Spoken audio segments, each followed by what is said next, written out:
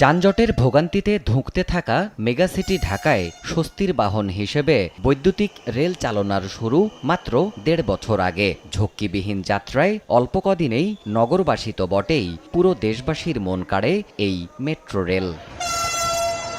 কিন্তু হায়, আধুনিক সেই গণপরিবহনই ক্ষোভ প্রকাশের নিশানা হলো নাশকতাকারীদের। কোটা আন্দোলনে ভর করে গেল শুক্রবার মিরপুর ১০ ও কাজীপাড়া মেট্রো স্টেশনে তাণ্ডব চালানো হয় নির্বিচারে। তিলে তিলে গড়ে তোলা রাষ্ট্রের সম্পদ বিধ্বস্ত হয় নিমিষেই। অবশেষে বন্ধই হয়ে যায় এই সার্ভিস। নাশকতার ছকে এই পরিবহন ব্যবস্থা থমকে যাওয়ায় চিরাচরিত জ্যামের ভোগান্তি যে আবারও ফিরেছে নগরে, তাও দৃশ্যমান গেল দুদিনের কারফিউ পরিস্থিতির মধ্যে। ২০২২ সালের ডিসেম্বরে মেট্রো উদ্বোধনের পর বৃহস্পতিবার সকালে সেই মেট্রো স্টেশনেই আসতে হলো প্রধানমন্ত্রীকে। নতুন কোনো সৃষ্টিতে নয়, আসতে হয়েছে ধ্বংসের নমুনা দেখতে।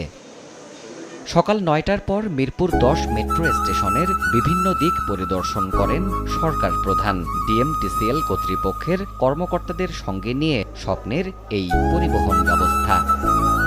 চূর্ণবিচূর্ণ যন্ত্রাংশ আর অসংখ্য কাঁচের টুকরোর উপরে